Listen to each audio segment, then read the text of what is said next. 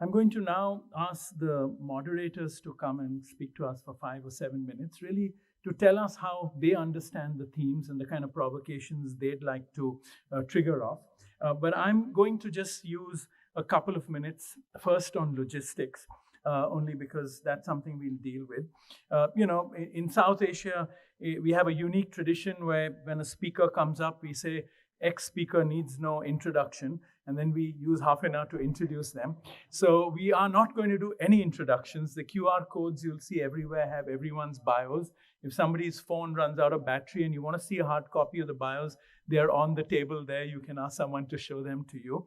So we're hoping we save time because we are doing a hybrid between a Kacha Pucha thing and a regular conference. So that's one. And today our keynote speaker, Kanak, said you should add one more proviso to that, which is in South Asia, we always say at the end of a session, now, ladies and gentlemen, a round of applause.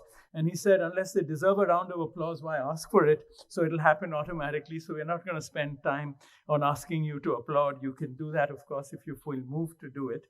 And for the moderators, we have, presentations. The format is within each session, we have 12-minute presentations by speakers, and we're hoping to go through them fast. And a lot of us have been in conversations so that we can make it efficient. But we want to really safeguard about 30 minutes of discussions. And for the moderators, that discussion period, please keep some time to entertain questions for people who are connecting virtually, but also from the audience. So how you juggle that time, of course, I leave to you. And lastly, bear with me for a minute. There are just a couple of provisos or points I want to make so that we don't spend time in conversing these, because that's really, well, I shouldn't say it's not the intent of the conference. The conference can raise whatever questions it needs to. But these disclaimers, let me say, as we were doing the structure of the conference, one thing that kept rising was, why aren't there panels on education? How can you not have a panel on education? And as part of the discussion, as I said earlier, and after much deliberation, we decided that education and institutional protocols, like I said, the Council of Architects, Institute, etc., should be informed by these discussions and not the other way around, where we constrain our discussions because this is the proviso we have or these are the protocols we have. So how do you reverse that? And so therefore, we've deliberately kept out of the conversation, and I hope there are academics and educators here who will take that in. We've also included two sessions on research, curation, and archiving, mindfully, because today there is actually an interest, a very strong interest, but sometimes edging on pretense, to be researchers, curators, even artists, right?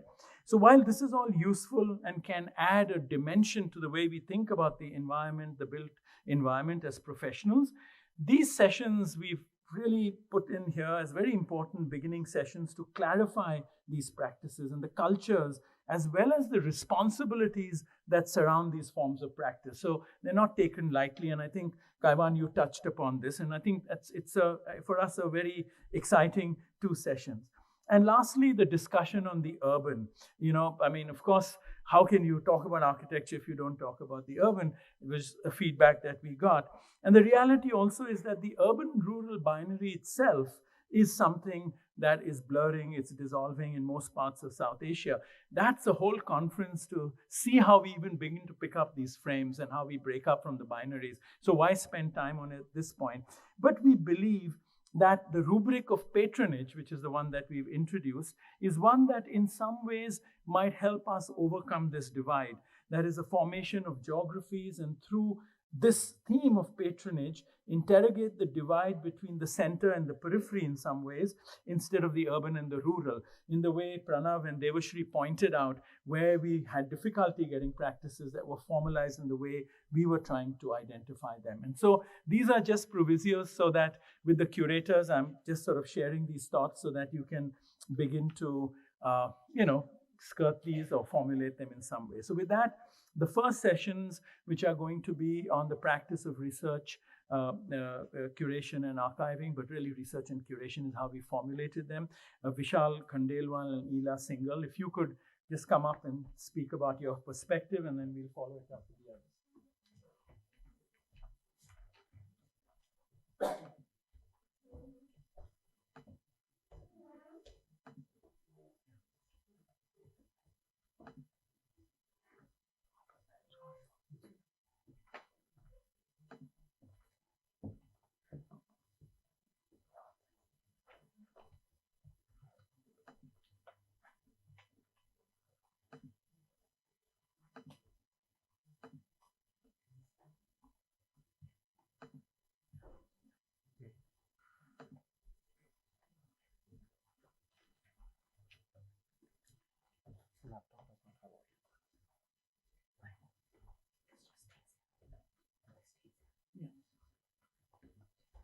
Good evening, everybody. Still an echo. Um,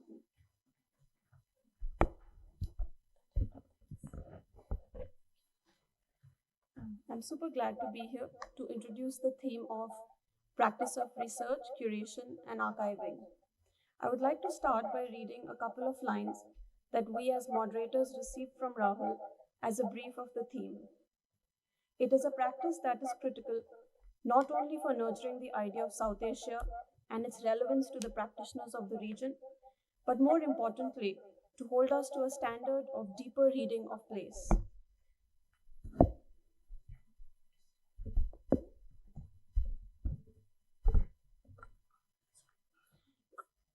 I'll just repeat that, but more importantly, to hold us to a standard of deeper reading of place, crucial with the onslaught of globalization and counter narratives, used in reading both aesthetics as well as the values that we bring to the design of the built environment. Critically, situating this set of practices in the mainstream and creating a synergistic relationship with the actual making of buildings is an urgent need.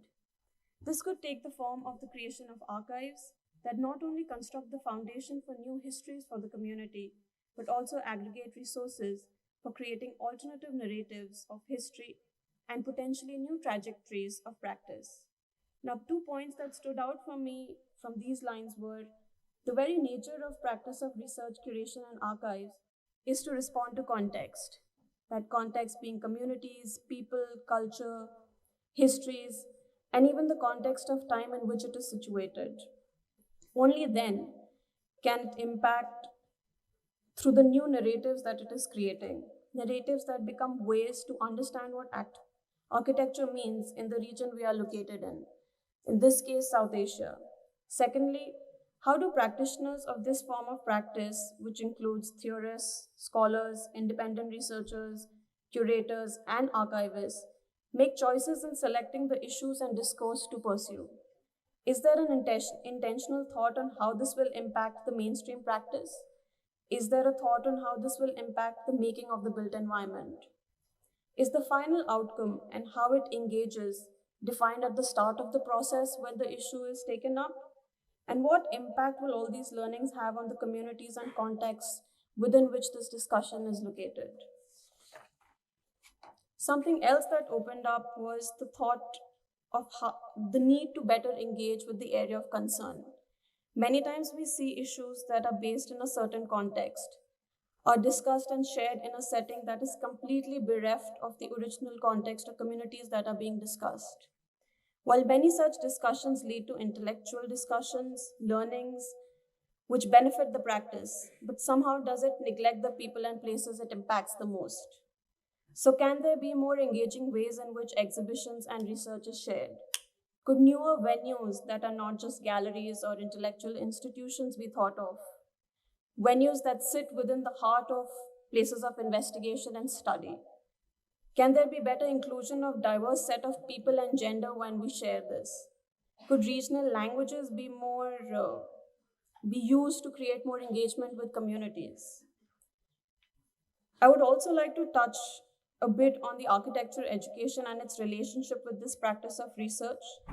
Because why is it that this practice of research, curation, and archiving is not really included in the formal education and teaching in architecture schools? Not only is there a lack of exposure to projects that result from such practice, the few schools of architecture that do include research as part of their curriculum often see it as an isolated exercise. There's little thought, or rather, no thought given to what this documentation, investigation, or learnings might result in. What could be important learnings for students from these research projects? Could these inquiries and questions be used by students to better understand their own design thinking and help them make better choices when they move out of school? Could the inclusion of the practice of research, curation, and archiving in pedagogical thinking actually create a shift in the way we understand architecture and practice it in mainstream architectural work? These are some of the questions that we'd like to look at in the first two sessions tomorrow morning. And now, Vishal, maybe you also want to kind of add to that.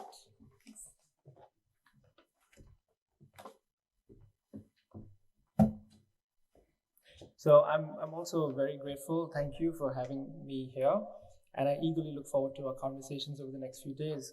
As Ila noted, I'll introduce some other broad questions and will give you a sense of what brought Ila and myself to these questions as moderators for the sessions. First, it would be great to understand how our panelists measure the success or shortcomings of their public-facing work and projects.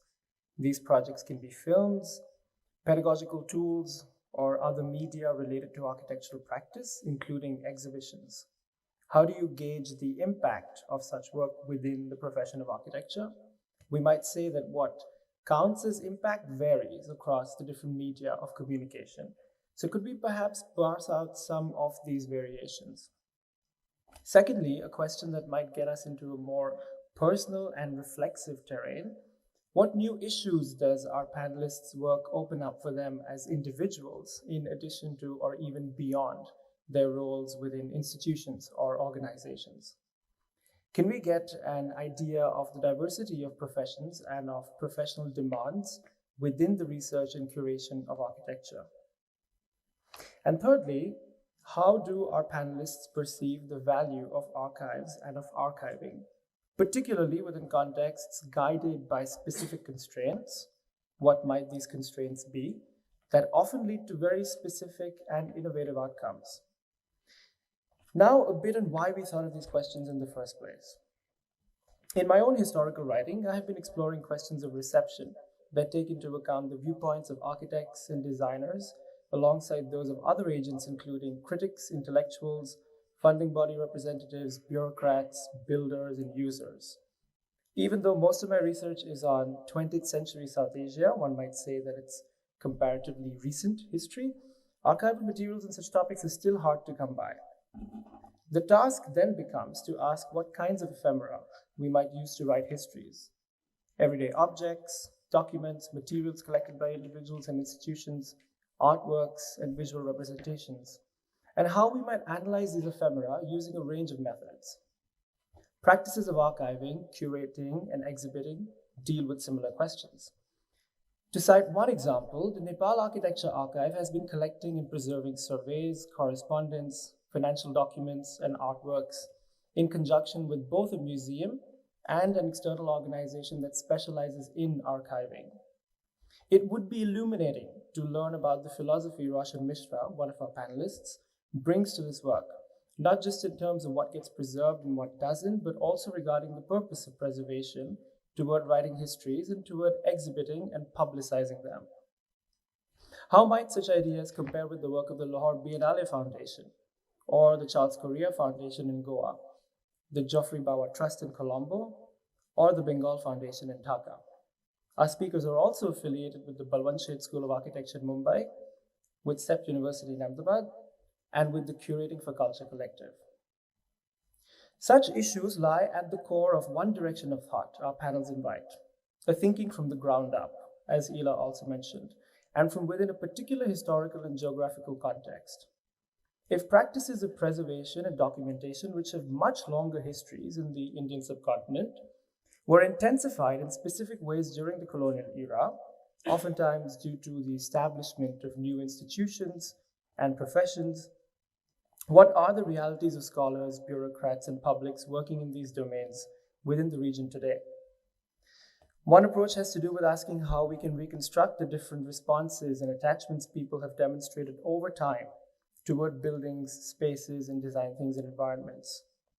How would a study of architecture and design, through such responses and their representations within the mass media, for instance, aid our understanding of users and use, both historical and contemporary, and guide our own positions as scholars, researchers, and practitioners? How can such studies move us away from singular perceptions and toward techniques of accommodating claims and counterclaims that enrich an understanding of what architecture has been and is, and what it can be? I admit some of our questions have no easy answers, but we hope the complex fields of curation, research, and practice our speakers hail from might lead to an intimate and constructive dialogue with our audience as well. Thank you. Okay, can I invite Anisha Mukherjee and Snehanshu Mukherjee. And the session that they're moderating are 2 sessions on repair. And this has again been a very deliberate sort of rubric we've used instead of conservation or preservation, so that we can broaden the discussion to bring many other perspectives of geographies of conflict, repairing communities, but repair as otherwise not glamorous rubric. How can we begin to articulate it to give it traction, which we believe will be a more robust category? So, over to you.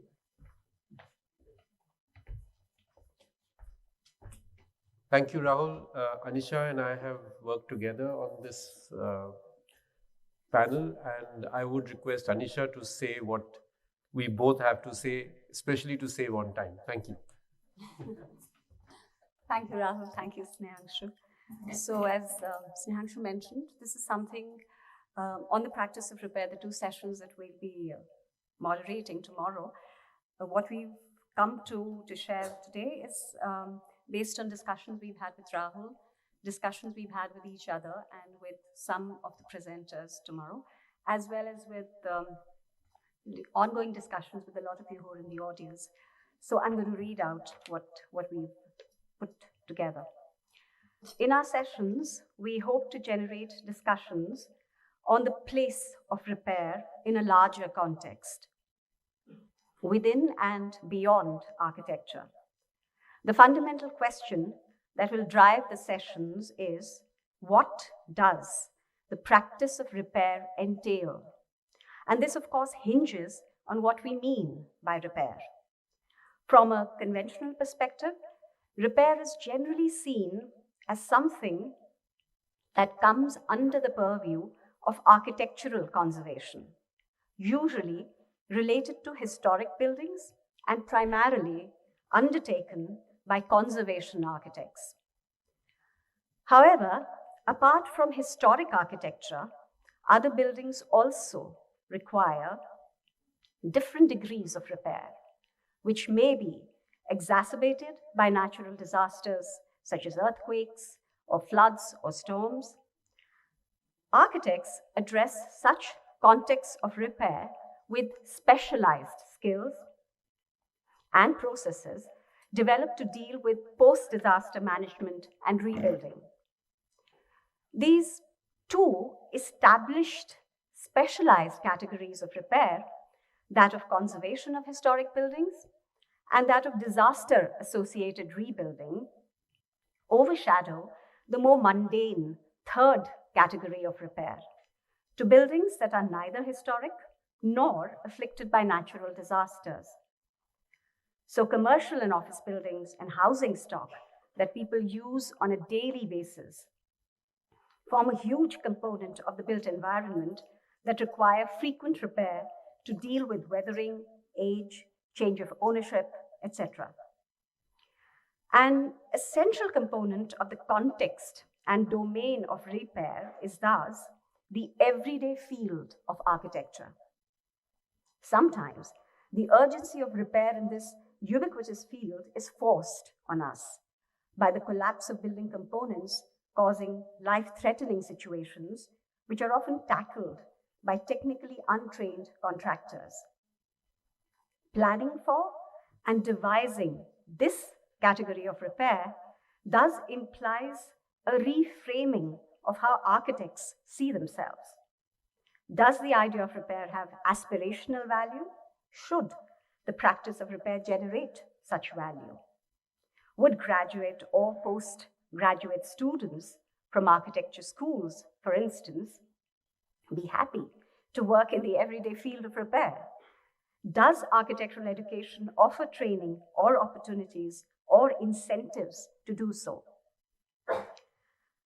Apart from in-use buildings, the everyday field of architecture also includes the large building stock of housing, offices, and commercial buildings constructed during the real estate boom that were either left incomplete or with no takers.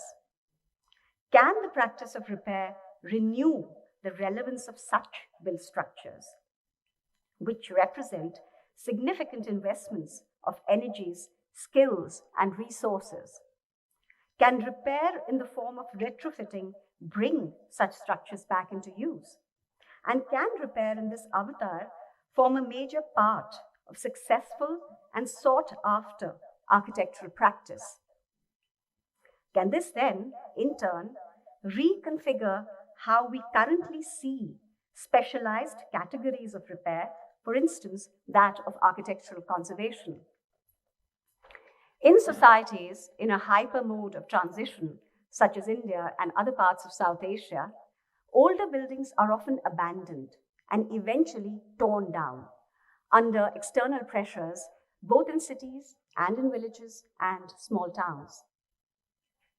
In such a situation, if the practice of repair is no longer present within our societies, when the act of maintaining a building has stopped and the very act of building has changed, what knowledge do we draw on?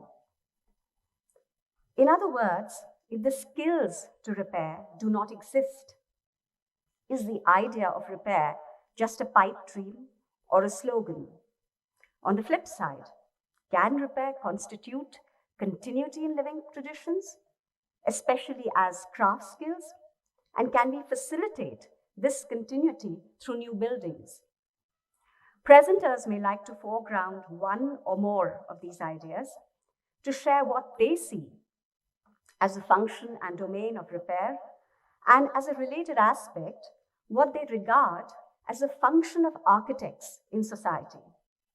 What are the attributes of the philosophy of repair that they feel will hold true, regardless of the kind of building or its symbolic value? Does the process of repair involve issues they engage with beyond the brief, and who do they partner with? To reiterate, can the practice of repair drive design, project management, and project conceptualization? In the choice of materials and processes, in the way in which knowledge systems of time-tested practices may be incorporated as a regular way of life, and in the very objective of making buildings. So, repair as maintenance, repair as upgradation, repair as conservation, repair as renewal, repair as progression, repair as progressiveness, repair as a new aspiration for architecture, repair as continuity of traditions.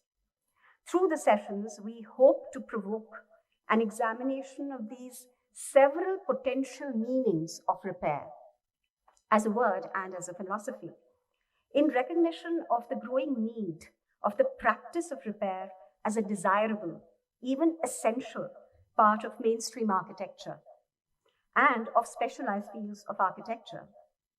Repair leads to reuse or continued use, which then addresses the UN Sustainable Development Goals to mitigate climate change and inequity. The practice of repair, therefore, carries an additional societal ethic and social responsibility. In societies and regions where architecture is in transition, can such an understanding of repair redefine the idea of architectural practice and make it more equitable and ecologically sensible? Thank you.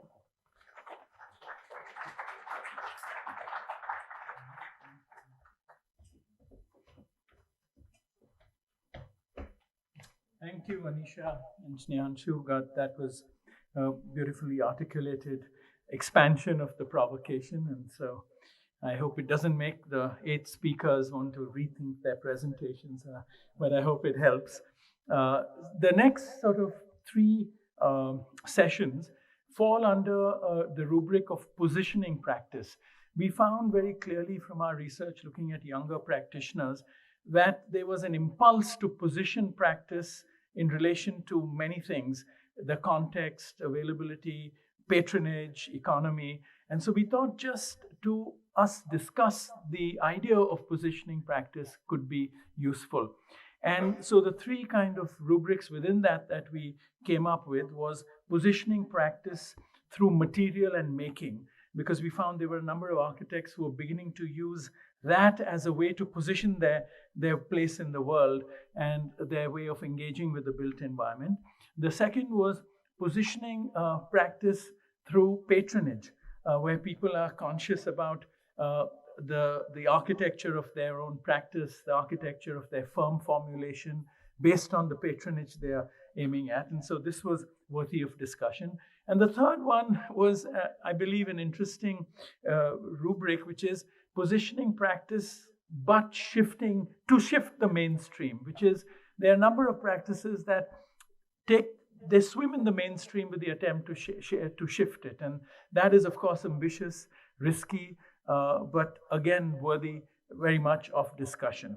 So for the first session, within these three sub-sessions, is the one on material and making, which Pratyush Shankar and Chitra Vishwanath are moderating. The second one, which is on shifting the mainstream, Sanjeev Vidyarthi and Birish Shah are moderating. And the third one, which is on patronage, Vaijayanti Rao and Kaivan Mehta are moderating. So I'm going to request them to come and state their positions.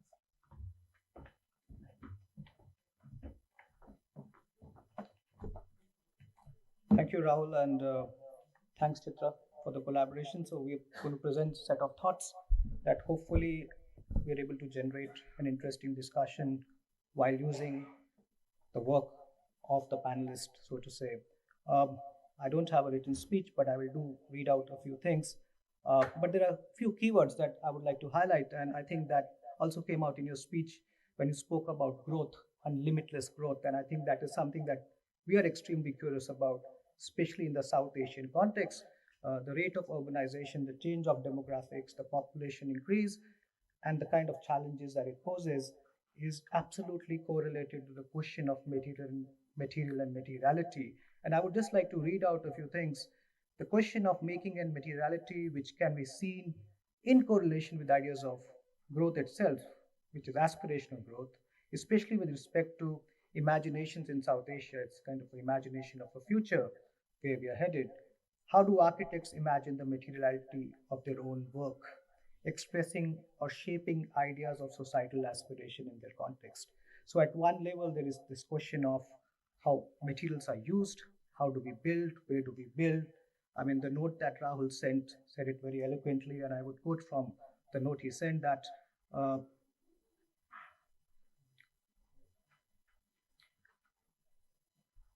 reconciling the limitless growth with effecting shifts in the material and making culture in South Asia is an urgent necessary.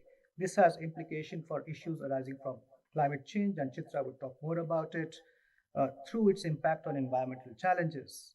This lands on the ground through choices of where we built, how we built, and I found those terms really fascinating, and what we built within each context. It goes beyond fetishizing material choices or celebrating the slowness of traditional practices or in taking refuge in crafts and craftspeople doing the work. Today we heard Kaiwan use the word Orientalism, and I would expand it to self-orientalization. That is also a kind of a trap that we begin to find, where you begin to take refuge or you begin to create an optic around your work which could be for consumption beyond your own geographies. I think that would be of interest to explore, looking at the kind of panelists that we have. The other question, which personally I have been very much invested in, then I'll give it to you, Chitra, is a question of technology and how do we look at technology in today's time. And I will just read out again from what I had written. We're extremely curious about questions of technology, both at the level of visualization. Now, this is one session where we might look at the questions of representation as much, and that of material itself. Are we seeing any new patterns emerge in the way architects use or sometimes foreground technology in order to make their building? Is technology simply a means? The 70s and 80s, we used to hear that word, appropriate technology, technology that becomes invisible to get the job done. So is technology simply a means to an end, or is it becoming a demonstration of its own possibilities? That would be interesting. This question equally applies to practitioners that sometimes foreground traditional craft or the ones that show the possibility of new material or new ways of computational design. So quite a large palette to cover. But these are questions not necessarily emerging from works of these four panelists, but these are questions that we are curious about. Chitra, would you like to add? I have very little to add. You almost said everything. But so, like Rahul's note said, we are at this critical crossroads in South Asia, and we are in this aspirational society. The amount of millionaires who are in India is almost like sometimes population of certain European countries. And we are also inundated with huge amount of images and information. So in our session, we are curious to understand the trajectory of the practices of the presenters. How is materiality? How is the materiality shaped by climate change? And how do you confront the dilemmas of priorities? Is it the planet, or is it the people, or is both at the same time, while you accept contingencies instead of a well-ordered world? Thank you.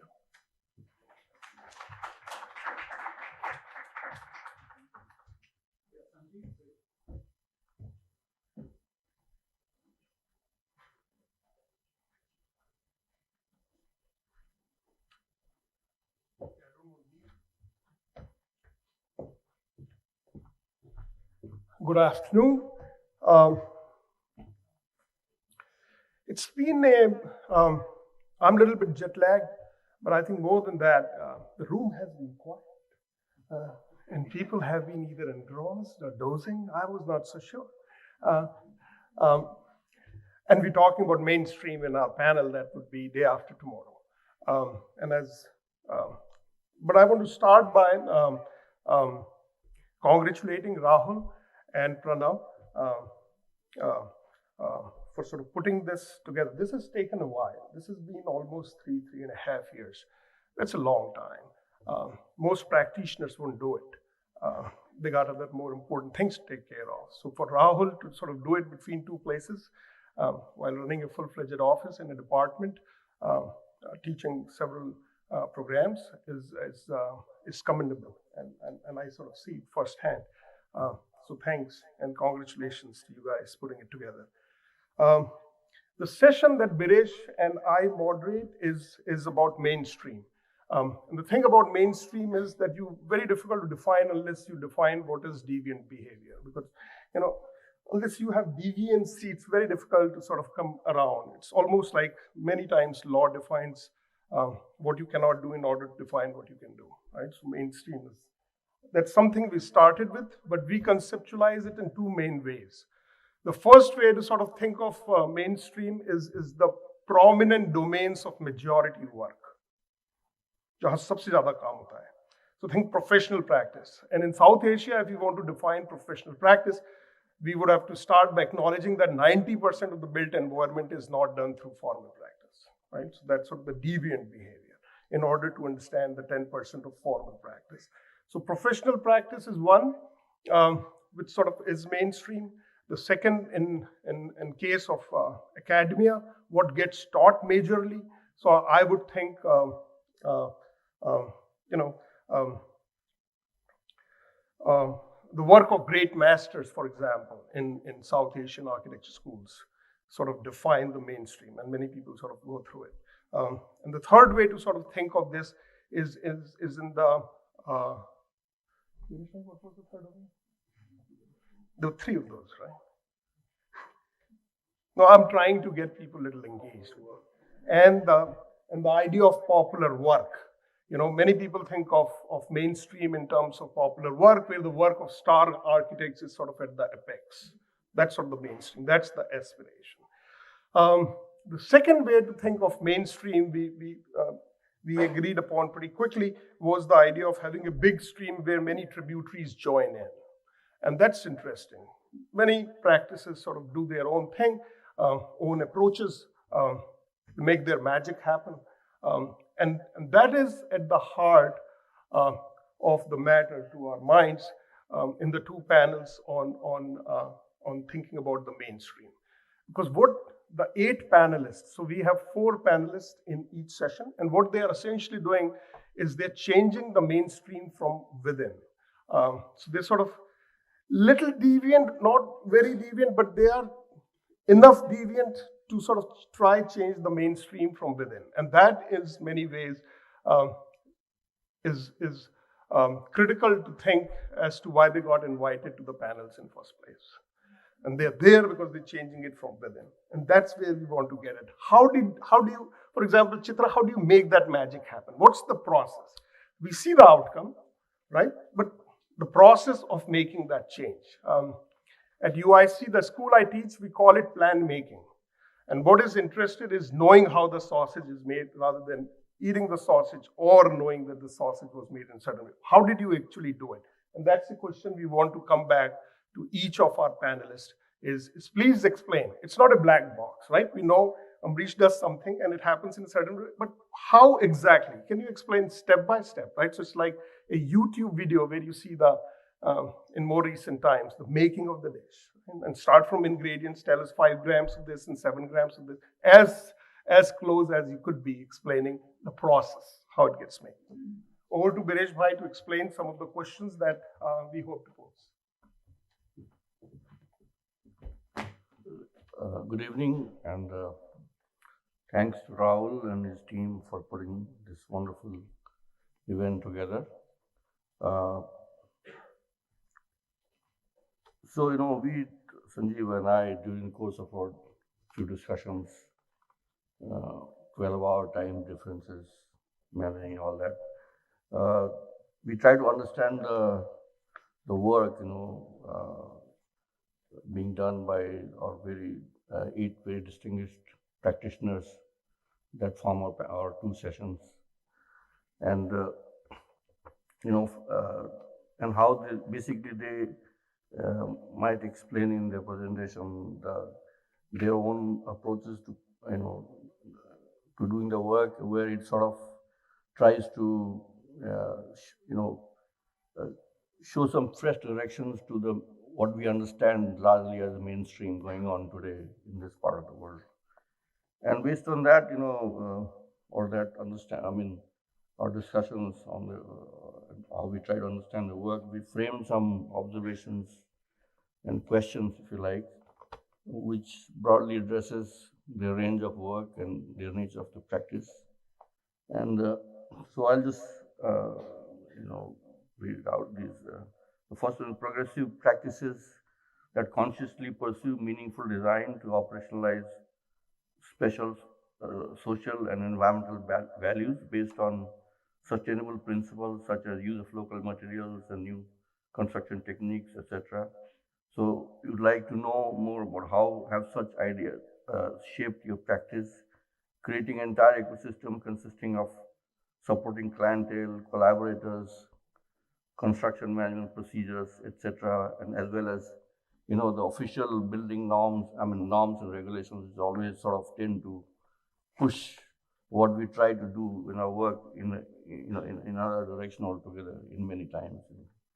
The next one is, of course, the large-scale studios involved concurrently with many projects in different places. How they need to respond to diverse requirements, diverse requirements, contexts, and aspirations. So, how does your practice or your approach to practice tackle these challenges, or sort of this very diverse scales and contexts, as well as budgeting, etc. And how they are being, and of course, very diverse pursuits of aesthetic purpose, in different projects that we see. So how these are constantly managed, tackled in one setting, one place. So that's so how do you work with such a broad diversity within the rather limited space of practice situated in a place? The next one, of course, adaptation and inclusion of traditional craft techniques and craftsmen often shapes the design and construction of what are essentially modern building types. So we see many projects now where this sort of collaboration, engagement with traditional craftsmen is being successfully sort of achieved now. So what are the challenges to design and successfully implement this integrative approach towards shifting the current mainstream? So that's one of the questions we like people to talk about. So while the successful design of a select building has carefully crafted extensions of specific landscapes, often synthesizes local resources, social environmental values relatively easily in peri-urban and rural settings. What are the challenges of pursuing such a design approach in the highly dense and dynamic landscape of metropolitan South Asia?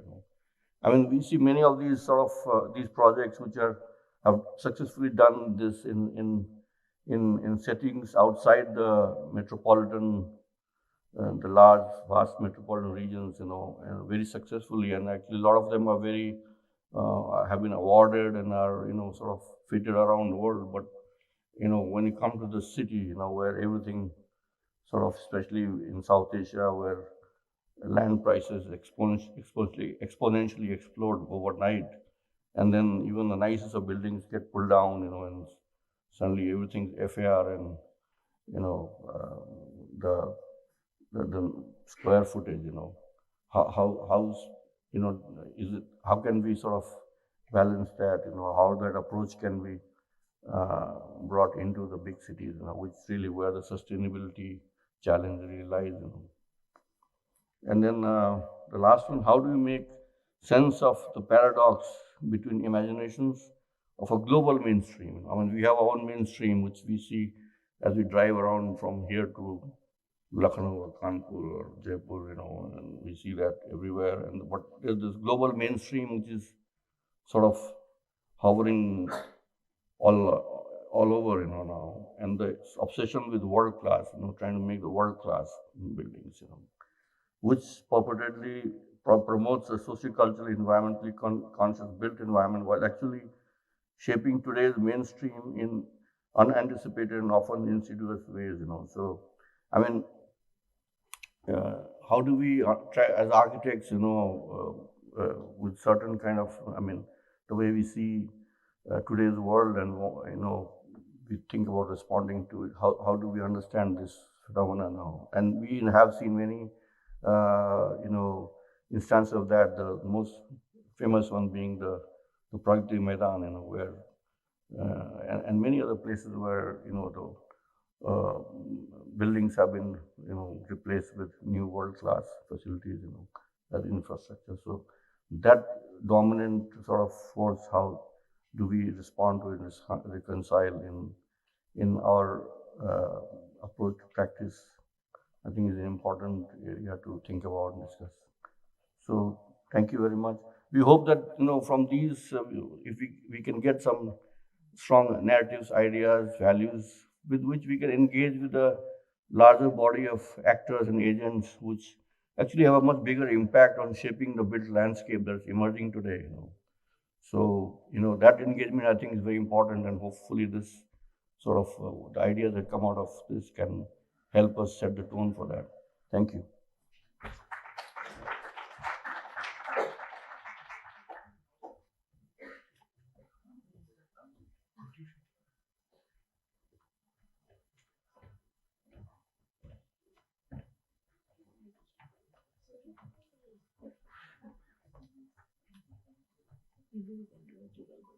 Yeah,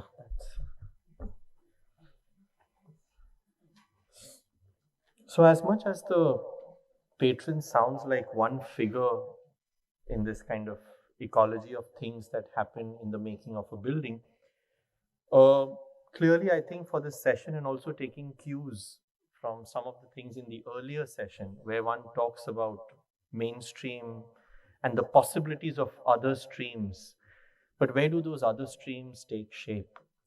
And in that sense, I think the patron is quite crucial to the idea of the context or the idea of the setting.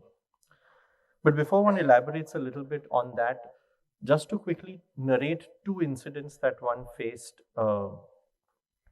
as an editor. Once it was the head of a company writing to me after a very senior practice had done the institution building. We published it, and he wrote to me saying that my name should have been put along with the architects.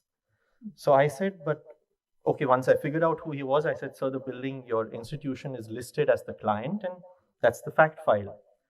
He said, but yeah, the architect wouldn't have done if it was not for the discussions with me, what he did. So my name should be equal with the architect.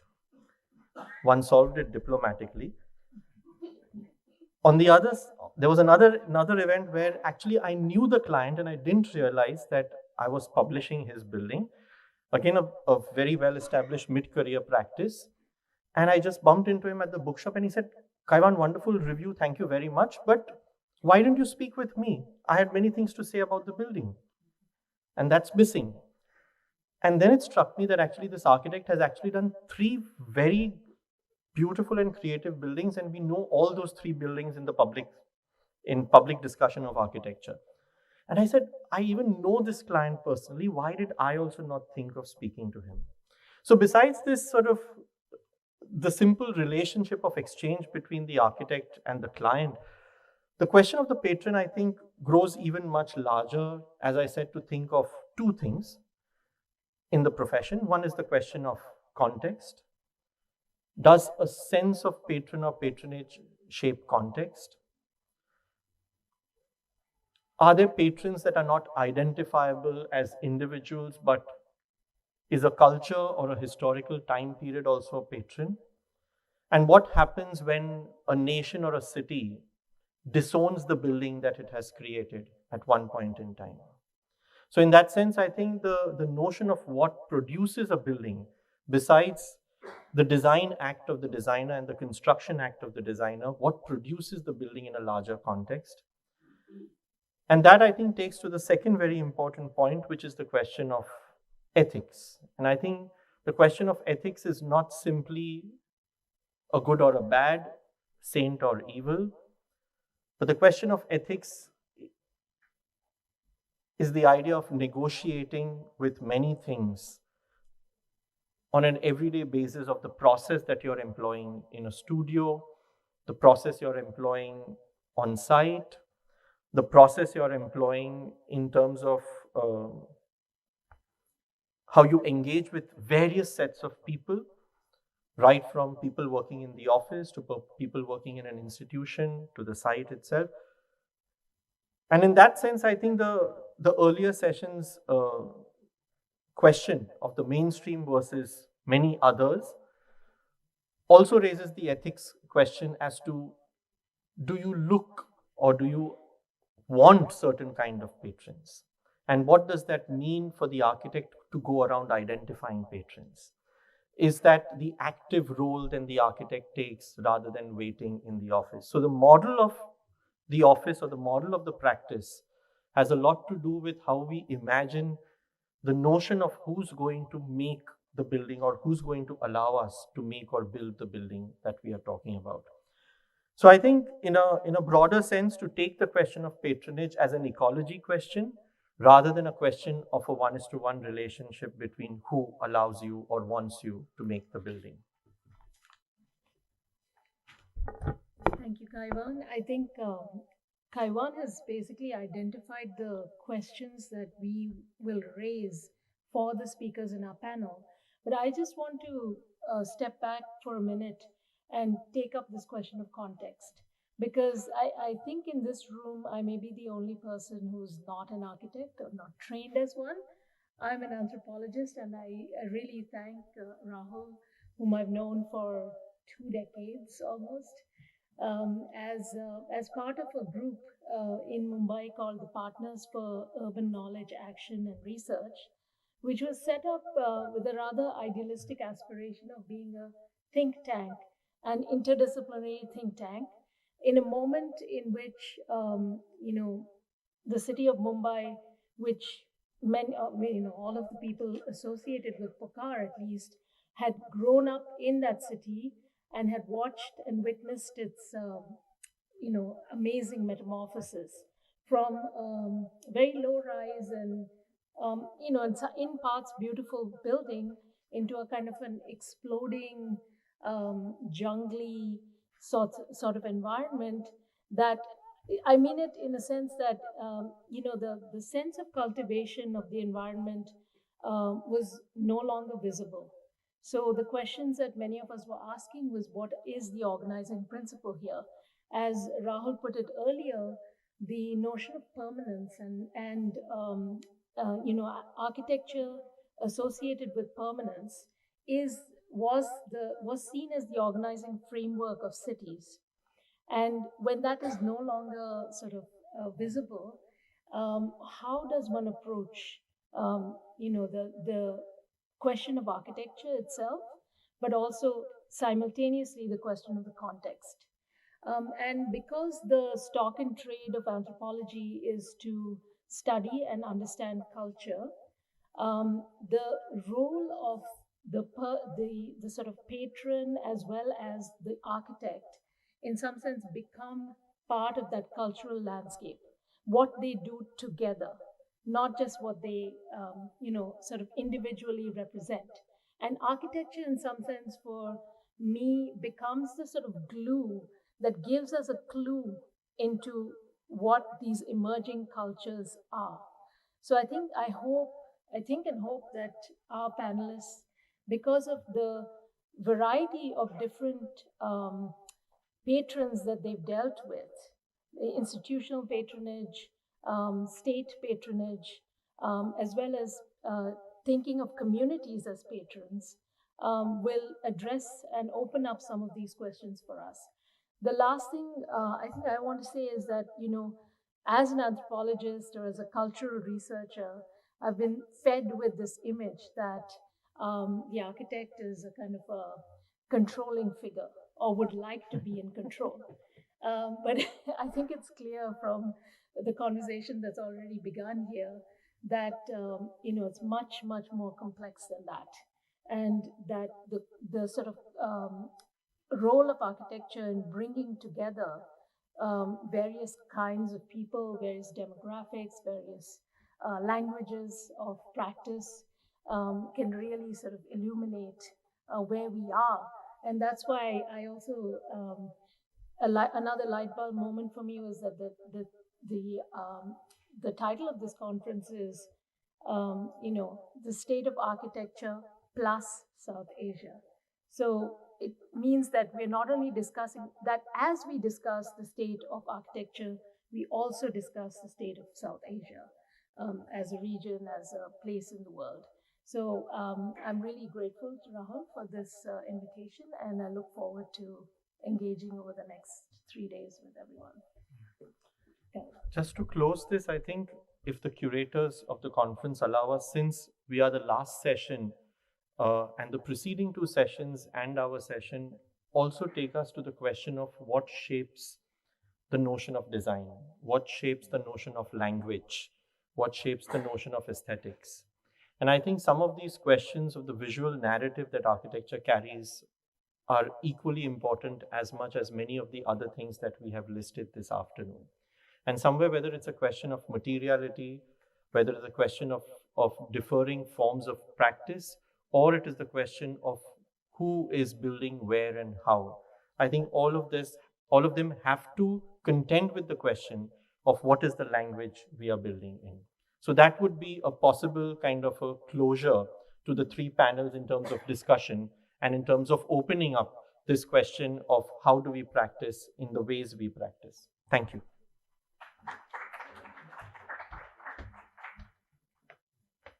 So we'll break for tea shortly, but I'm going to indulge and take 5 minutes for a couple of things. One is, we have about almost close to 400 people who registered to listen to this virtually. So this is for all of you who might be with us tomorrow and day after, but also the ones who are listening to us or will log on virtually. We will move through the presentations very quickly. For the speakers, the order in which you've been listed in the program is the order in which you will present. So just look at that and be ready to come up. If I don't see someone arriving, I'll appear and just prompt you to come. The moderators have to do nothing till all the presenters finish for that one segment, and then we gather and go into a discussion. The idea is to safeguard as much of that 30 minutes for discussion as we can. So let's try to collectively do that, because the intent here is to have a robust and a good discussion and get something out of it. So that was one aspect of the protocol. Like I said to the moderators, please just be mindful that you might take also a couple of questions from the participants on Zoom. On the last day, to use that terrible Zoom lingo that developed, we have a very hard stop, because there's another event right after us. And so I might not get the opportunity, the time, and not want to sacrifice an engaged discussion. So I just want to use 3 minutes just to offer some thanks to everyone who's really been incredibly supportive. And to start with, the Lakshmi, Mittal and Family South Asia Institute, where Hitesh Hathi is the executive director.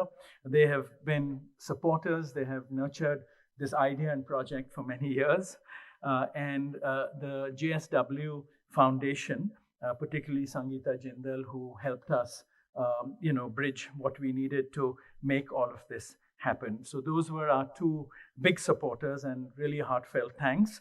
From LMSI, great team, Monica Setia, Sushma Mehta, people you'll deal with, have dealt with, Amit Chowdhury, Nishant Singh, Sabha Dave, an amazing team that made it all happen on the ground and will continue to do this over the next 2 days. You see them around and you'll meet them all.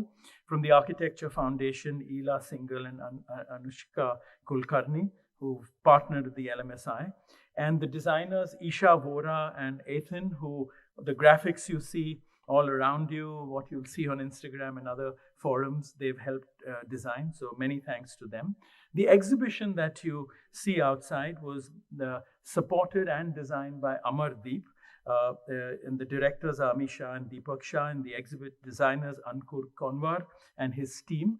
And this was something they funded and they designed and produced for us as their commitment to the project. So we are really grateful. It's designed as a traveling exhibition, as I mentioned earlier, and it will travel to different locations in South Asia and accumulate knowledge and panels in the process, and bring us something else at hopefully the end of a couple of years. So that was a big contribution to the process. The Prakriti Foundation and Ranveer Shah in particular, who, when he heard we didn't have the funds to travel it, committed that he'll support the first couple of travels so the exhibition gets going. So Ranveer, who's here, thank you very much. Anisha and Snehanshu helped mentor all my anxieties about Delhi, because I've done many things in Mumbai. I've never done anything in Delhi, so I was very petrified. But they held my hand and supported me through this with great advice. So thank you very much. We also, the curatorial team, this has been a student-initiated project, and many students have been involved. There's Ishna Prasad, Dhruv Mehta, and Pia Kocher who helped. But the two co-curators, Devashri Shah and Pranav Tole, were the ones who've taken this to this level of synthesis in many ways. And lastly, because this has been a project that's gone on for 2 or 3 years, we had a group of advisors that really supported us through this. There was Fawd Malik from Bangladesh, Arshad Faruqi from Pakistan, Karachi, Chitra Vishwanath, Rajiv, there was Anjalendran, Rajni Chavda from Bhutan, Anjalendran from Sri Lanka, Ajmal Mawandi, who's here and is participating from Afghanistan, which was not easy territory to find what people were doing. So thank you very much. Biresh from Nepal, and Kaivan Mehta and Ranjit Hoskote, who supported us with all the experience they have. And that really, I think, kept us going, because there were moments where we ran out of steam. So thanks to everyone. I will try to thank people again on the last day, but like I said, we have this hard stop. And finally, it really is a quest for us to create a forum. So that's why the discussions are important. We hope we will, evolve create a tradition of community among architects in South Asia and the region. We can meet periodically. The idea of the exhibition also is that it becomes a catalyst in the location, and then we can do things locally in those countries, because meeting in Delhi is one thing, meeting in Kathmandu or in Thimphu would be another thing. So I hope we can get the resources and the excitement to do that. And that's really an aspiration. So we hope we can, through these deliberations, achieve that. So thank you all very much for being here, for your support. We now have a break for tea and really would ask you to look at the exhibition, because now that you've heard all these issues, really in many ways what we saw happening with a generation of young architects is what even inspired us culling these themes. So that exhibition is important in that way. We'll reconvene here at 6 o'clock and just release the book, which will take 5 minutes, no big ceremonies. And then our keynote speaker, Kanik Mani Dikshit, is here, and he will tell us about South Asia. Thank you all, and see you in half an hour. Thanks.